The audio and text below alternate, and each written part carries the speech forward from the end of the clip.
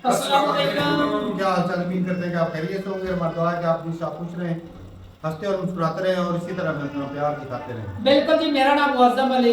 मैं हूं तारिक महमूद। मैं हूं गुलजार हुसैन। मैं मोहम्मद यूसुफ।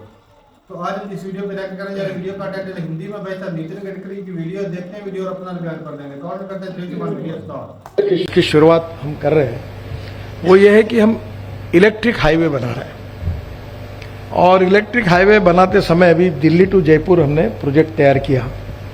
टाटा उसमें इंटरेस्टेड है, तो मैंने उनको कहा कि ये जो हाईवे है ये बीओटी में क्यों नहीं बनाते आप इलेक्ट्रिक हाईवे, क्योंकि अगर टाटा वाले अगर बिजली खरीदते हैं तो 12 रुपये रेट लगता है। तो मैंने उनको कहा कि 51% इक्विटी एनएचआई का दो राइट ऑफ वे के बदले में, 49% आपके लो, ऑपरेशन के अधिकार आपको, फाइनेंशियल अधिकार आपको, सब कुछ आपको, और आपको बिजली मिलेगी 3.5 से 4 रुपये यूनिट, क्योंकि सरकारी कंपनी होगी तो। और आप धीरे धीरे ट्रक बसेस इसमें जाते रहेंगे तो इसका भी बहुत बड़ा इनकम मिल सकता है। अभी मैं बंगलोर में गया था, कंस्ट्रक्शन इक्विपमेंट की काफ़ी बड़ा एग्जीबिशन था। अब धीरे धीरे ट्रक इलेक्ट्रिक पर आ रहे, बसेस आ रही, डबल डेकर बसेस आई है, और लिथियम आयन बैटरी के कारण हमारी जो कॉस्ट थी $150 पर आवर पर किलोवाट, वो $115 पर आई है। फिर भी वो ज़्यादा है, पर अगर हम लिथियम आयन बैटरी नहीं लेते तो ट्रक में और बस में हम करीब 50 लाख रुपए कीमत कम कर सकते हैं।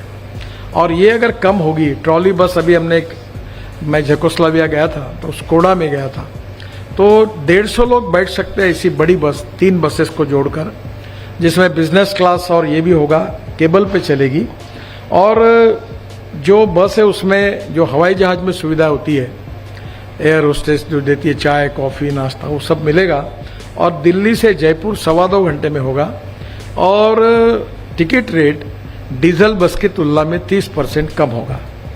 तो नेचुरली ये मुझे लगता है कि इसमें पब्लिक प्राइवेट इन्वेस्टमेंट आ सकती है, क्योंकि ये जो हाईवे पर ट्रक और बसेस चलने लगेगी तो लॉजिस्टिक कॉस्ट कम होगी। नेचुरली फ्यूल का, अभी मैं इथेनॉल के गाड़ी में आया हूँ, तो ये टोयोटा की वर्ल्ड की पहली गाड़ी है जिसमें मैं अभी आया। वो यूरो 6 उसके इमिशन नॉर्म्स को पूरी करती है, और वो 60% बिजली तैयार करती है और 40% इथेनॉल पे चलती है। तो 120 रुपये लीटर पेट्रोल का भाव है, इथेनॉल 60 रुपये, तो इसका एवरेज खर्चा आता है पेट्रोल से तुलना करेंगे तो 25 रुपये पेट्रोल का भाव होगा। और इलेक्ट्रिक यूज़ करोगे तो शायद 5 रुपये लगेंगे। हाइड्रोजन में जो रिसर्च चल रहा है उसमें हमारी सबकी कोशिश है कि $1 के नीचे 1 kg हाइड्रोजन मिले। जो इलेक्ट्रोलाइजर की सिस्टम है उसमें से 50 यूनिट बिजली लगती है 1 किलो के लिए, तो नेचुरली 150 रुपये की बिजली लगती है तो कॉस्ट 300 रुपये तक जाती है। तो अभी 2-3 टेक्नोलॉजी आई है जो म्यूनिसिपल वेस्ट सेग्रीगेट करके उससे, और उसके साथ साथ बायोमास से हम लोग मीथेन बनाकर हाइड्रोजन बनाएंगे, तो उसकी भी टेक्नोलॉजी है। और मुझे लगता है कि $1 तक प्राइस आएगी। तो आने वाले समय में फ्यूल अगर बदल गई और रोड अच्छे हो गए तो लॉजिस्टिक कॉस्ट जो है आज 14 से 16%, वो 9% पे लाने का हमारा सबका उद्देश्य है। उसके सिवा हमारा एक्सपोर्ट नहीं बढ़ेगा। और इसलिए जो इलेक्ट्रिक हाईवे है ये आने वाले समय में, आप जैसे ये टोल ऑपरेटर, ये हाईवे ऑपरेटर है, तो ये इलेक्ट्रिक हाईवे में भी इन्वेस्ट करें। तो अगर आप भी ऐसे हाईवे में आएंगे तो इलेक्ट्रिक बसेस आएगी, इलेक्ट्रिक ट्रक आएंगी, लगभग तैयार है, उसमें कोई बड़ी टेक्नोलॉजी नहीं है। अब टाटा अभी उसके लिए तैयार है, तो ऐसे बहुत सी कंपनियां आएंगी और इसमें लॉजिस्टिक कॉस्ट एकदम कम होगी। हाईवे सेक्टर में पैसे की कोई कमी नहीं है। मैं बहुत लोगों को कहता हूँ, कभी कभी बहुत फॉरेन डेलीगेशन आते हैं मेरे पास, तो मैं बैठता हूँ, चाय पियो, फिर पूछता हूँ उनको कि डॉलर में देना है कि रुपीज़ में देना है। अगर डॉलर में देना है तो डोंट वेस्ट टाइम, चाय पियो, नमस्कार करो, निकलो, क्योंकि हम लोग डॉलर में ले नहीं सकते पैसे। वो मैं अगर फाइनेंस मिनिस्टर में जाऊँ तो मुझे एक प्रोजेक्ट के लिए 6-6 महीने अप्रूव के लिए लगेंगे। तो मतलब रुपीज़ में देते हो क्या, हेजिंग आप करो। तो आज हाईवे में इन्वेस्ट करने के लिए आपको सबसे अच्छी बात ऐसी है कि रुपीज़ में इन्वेस्ट करना, या डॉलर में अगर आप पैसा लाएंगे तो फिर उसकी रिस्क है डॉलर रुपीज़ फ्लक्चुएशन की, वो आप जरूर देखिए। तो हम धीरे धीरे काफ़ी बड़े प्रमाण पर एसेट्स मोनेटाइज कर रहे हैं, और एसेट के साथ साथ ये जो नए इनोवेशंस हैं नई टेक्नोलॉजी है, इसके कारण भी इन्वेस्टमेंट के लिए अच्छे चांसेस हैं। मुझे लगता है कि रोड का मेंटेनेंस जो है वो उतना ही इम्पोर्टेंट है, और अगर बीच में थोड़ी भी तकरार होती है, जब लोग टोल देते हैं तो लोगों के मन में नाराज़गी भी होती है कि वे टोल देने के बाद भी रोड की क्वालिटी खराब है।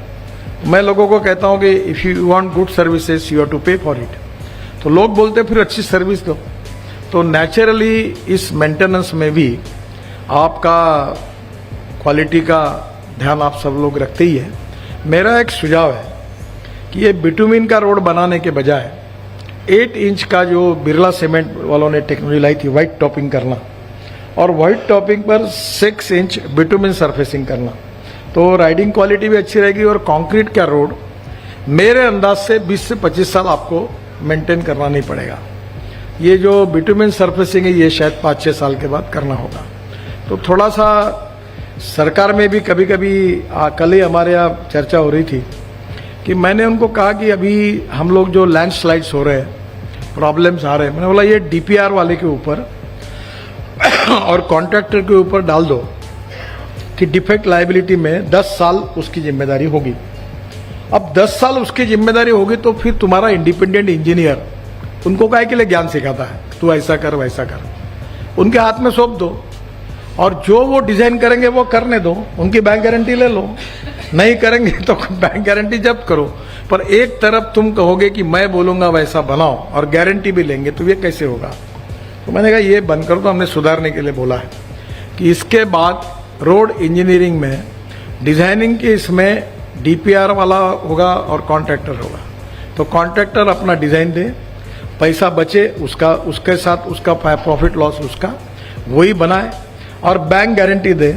और अगर डिफेक्ट लायबिलिटी पीरियड में अगर क्वालिटी खराब हो गई तो हम बैंक गारंटी जब्त करेंगे। तो नेचुरली आप नई नई टेक्नोलॉजी, नई नई इनोवेशंस का उपयोग करने के अधिकार भी हम लोग रोड मेंटेनेंस के इसमें भी आपको देंगे। तो आपको बताते हुए मुझे बड़ा खुशी होती है कि मैं मथुरा में मैंने एक हाइब्रिड एन्युटी में वाटर रिसोर्स मिनिस्टर के नाते मथुरा का गंदा पानी 90 mld स्लज शुद्ध करके एक प्रोजेक्ट मेरे दिमाग में आया और वो लिया। जो इंडियन ऑयल उत्तर प्रदेश के इरिगेशन डिपार्टमेंट को 25 करोड़ साल के देती थी, तो मैंने उनके अध्यक्ष वैद्य साहब को बोला आप 20 करोड़ ही दो, और 40% गारंटी नेट सरकार ने दी, 60% इन्वेस्टर ने लाई। त्रिवेणी इंजीनियरिंग कंपनी है, उन्होंने प्रोजेक्ट लिया, और अब हर साल इंडियन ऑयल रिफाइनरी मथुरा की 20 करोड़ दे रही है, और प्रोजेक्ट चालू हो गया है। और 40% केवल सरकार ने दिए, 60% इन्वेस्टर ने लाए, और अब प्रोजेक्ट में वो पानी जो है वो इंडियन ऑयल रिफाइनरी यूज करती है। तो solid waste management, liquid waste management, इसमें भी पब्लिक प्राइवेट इन्वेस्टमेंट संभव है। 24/7 जो ड्रिंकिंग वाटर का है वो पहला प्रोजेक्ट हमारे देश में नागपुर में हुआ, विवोलिया करके कंपनी थी। अभी हमने 70% सिटी को 24 आवर हम पानी दे रहे हैं। चलें जी, वीडियो खत्म हो गई। भाई साहब क्या बात है। वैसे मैं 2 साल पहले जब वीडियो बना रहे थे ना, वो इलेक्ट्रिक ट्रेन देखते थे, तो उस वक्त भी मेरे माइंड में सवाल आया था ये कि इंडिया को, जितने इंडिया के पास बिजली है, उस तरह के रोड भी बनाने चाहिए जिसमें जो गाड़ियां हैं वो उनके ऊपर भी लगा हुआ एंटीना सा अटैच करके जाए रोड के ऊपर बिजली पे। तो सावधान है कि पॉपुलेशन बहुत ज्यादा है ना इंडिया में। हर कंट्री में बाईपास होते हैं जिसमें जो हैवी गाड़ियां जो गुजरती हैं, तो अगर वहां पर लगा दिया जाए तो भाई उनके ऊपर भी वो इलेक्ट्रिक गाड़ियां हो तो वो कितना फायदा हो सकता है। वो सस्ते कितना में पड़ती है। ₹4 टाटा वाले अगर हमारे साथ करते हैं तो वैसे 12 रुपए, फिर वो 4 रुपए पड़ेगी उनको, क्योंकि वो सारा कुछ ऑटोमेटिकली जो चीज वो हर सेक्टर में हर सेक्टर पैदा में करेंगे, उनके भाई, किराए बहुत ही कम होंगे। और मैन्युफैक्चरिंग कास्ट जो है वो ऑटोमेटिकली कम हो जाएगी, जिससे लोगों को चीजें और सस्ती मुहैया होंगी। ये आने जाने के खर्चे ज्यादा पड़ते हैं। अब देख रहे थे हमारे पास तेल की सिर्फ कीमत बढ़ जाए, हर चीज की कीमत बढ़ जाती भाई है। साहब, फैक्ट्री में रॉ मटेरियल लाना, फैक्ट्री में लेबर का आना, फिर जो मेन चीज आपने प्रोडक्ट की है उसको मंडी तक लेकर जाना या लोगों तक, वो किराए तो पड़ते हैं, किराए बहुत महंगे लेकिन पड़ते हैं। जेब तो देखा ना कितनी फ्यूल की बचत हो रही है, जो वही घर से बात मंगाना कर रहा हूँ। पड़ता है वो हाँ, तरह से, हर दौलत तरह की से। मद में जो बैर देते हैं वो कम हो जाएगा अगर ये बिल्कुल। इलेक्ट्रिक पर सभी चीजें आ जाए। लेकिन वो ये सस्ते भाई में साहब पड़ जाएंगी ना। ये प्रोजेक्ट बहुत धांसू अगर इंडिया में चल गया तो भाई साहब इंडिया बहुत हालांकि कई कंट्री में ये निजाम चल भी रहा है। हाँ, वो देखा है कि यूरोप में बसें है। वो मेट्रो टाइप जो थी बसें वो देख रहे हैं कि किस तरह वो चल रही थी उसकी वो तकरीबन 3 बसों के बराबर है एक थी। हाँ वो मेट्रो है एक। मेट्रो, बिल्कुल मेट्रो। हमारे वहाँ तो छोटी मेट्रो ये 3 बसों के बराबर है मेट्रो। तो भाई ये जो निज़ाम है ना इलेक्ट्रिक वाला ये अगर हो जाए तो बहुत बढ़िया। और जो ग्रीन हाइड्रोजन की बात कर रहे थे कि वो कितना ज़्यादा सस्ता पड़ता है। हाइड्रोजन जो है इथेनॉल और हाइड्रोजन मेरे ख्याल में इथेनॉल की हाइड्रोजन की बात हो रही है जिसमें वो बोल रहे थे कि उसकी जो प्राइस है वो $1 के करीब किलो मिलता है। एक डॉलर से कम। तो उस पे मैं कहता हूँ होगी $1 इंडिया में तकरीबन 80-90 80 बस है। 83 रुपए 83 के ऊपर ही है। तो लेकिन फिर भी अगर वो $1 का भी पड़े तो 83 रुपए में पड़ रहा है, फिर भी सस्ता है। सस्ता बिल्कुल। और वैसे पेट्रोल डीजल की बात करें तो वो 100 से ऊपर है तो फिर भी वो सस्ता है। इथेनॉल की बात करें तो वो 60 रुपए लीटर पड़ता है। तो वो इथेनॉल अगर वो टेक्नोलॉजी बना लेते हैं तो किसानों को कितना फायदा होगा। कई ऐसी चीजें जो वेस्ट हो जाती हैं उसका भी इस्तेमाल करके इथेनॉल बनाया जा सकता है। पराली जो जला देते हैं उसका भी वो इथेनॉल में बनाया जा पूरा सकता टिकट तो बढ़ जाता है। गन्ने से और भी कई ऐसी कूड़ा करकट से भी। मैं तो एक वीडियो देख रहा था जिसमें वो जो होता है वेस्ट होता है प्लास्टिक के शापर उससे वो गैस बना रहे थे पेट्रोल। ये भी कुछ लेकिन उस एक कूड़ा जगह- करकट को नितिन साहब ने वैसा रोड बनाने के लिए भी इस्तेमाल किया। हाँ, हाँ। 9 लाख टन के हिसाब से इस्तेमाल अच्छा, किया। ये एक वैन बंदा है जिसको बाहर की कंट्रियों के जो कारनामे होते हैं वो अपने कंट्री में लाने की ना इनकी फिक्र रहती है। अपने कंट्री को मैं तो बोलूंगा ये सर ऐसा बंदा जो हर तरह के हर किस्म के जो इंजन है ना जो इथेनॉल से टेक्नोलॉजी को उसमें ये सफर कर चुका है हालांकि कोई अच्छा है। टक्कर नहीं करता। मिशन अच्छा है। हाँ भाई मिशन तो बहुत बढ़िया है लेकिन ये कंट्री इतना बड़ा है ये मिशन करते करते भी सालों लग जाते हैं। 40 साल लग जाते असल हैं। में शुरुआत करना थोड़ी सी मुश्किल होती है जब प्रोजेक्ट चल जाते कामयाब हो जाते हैं वैसे फिर वो आगे वो आसान हो carry on जाता है। होता है। इंजीनियर के पास एक्सपीरियंस आ जाता है उसमें जो मटेरियल होता है जो भी इस्तेमाल होता है शुरू में दिक्कत होती है बाद में वही मटेरियल फैक्ट्रियां असल में लोगों का भाई साहब भरोसा भी तो जितना होता है मेन चीज तो भरोसा चाहिए भाई साहब कम से कम पर किलोमीटर के हिसाब से कीमत कम हो रही है लेकिन वो ये लोगों को बचत हो रही है। भरोसा नहीं होगा उधर पे भरोसा ऐसे पेट्रोल कितना था उसके बाद इथेनॉल देख लो उससे कम इलेक्ट्रिक हो गई इलेक्ट्रिक बसें आ गई गाड़ियां आ गई पर किलोमीटर के हिसाब से रेट कम होगा तो भरोसा ऑटोमेटिकली लोगों का जीना अब तुम्हारे जाएगा। पास एक मिसाल की बात है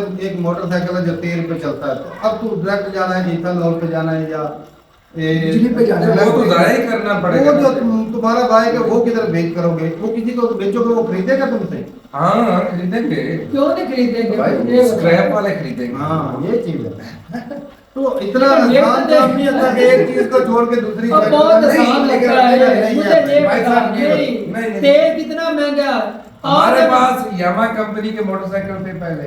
हाँ। एक तो साइड मोबाइल इस्तेमाल करते थे एक पेट्रोल इस्तेमाल करते थे। लोगों ने छोड़ दिए। जैसे 70 चाइना आया लोगों ने हाथ बांध कर उनको स्क्रैप में दिया हमने खुद दिए भाई यकीन माने हमने खुद अरे यार दिए। 200 खाकर 2 लाख खा जाती है हाँ ये आप कभी तो मैंने उसका ये सही हल बताया कि वो स्क्रैप में अभी देंगे भाई। तो वही तो भाई साहब जब तो भाई जब एक एडवांस चीज आपको मिल रही है लेकिन तो- उसके लिए पुरानी को तो छोड़ना ही हालांकि पड़ेगा। स्कूटर वही है लोग पुराने स्कूटर बेच कर ना नया स्कूटर लेंगे कि उसके अंदर एवरेज तेल की ज्यादा ज्यादा है है। हर तरह से पैसा बचत करनी पड़ती है तभी जाकर कुछ ना कुछ चलो वो जो लेता अब जब वो- पुराने को ये ऐसे लिपटे रहेंगे ये तो- मेरे बाप दादा ने लिया था मैंने इसको आपको साफ करके जरूरी टेक्नोलॉजी तो का भाई फिर तो साहब नहीं करते ना थे। जाएगा भाई साहब। चले जी ठीक है भाई बताइएगा अपनी राय जरूर लेकिन नितिन गडकरी भाई बहुत बढ़िया बंदे हैं। बिल्कुल। अच्छी सोच तो ठीक है भाई मिलते नहीं एक साथ तब तक के लिए इजाजत दें।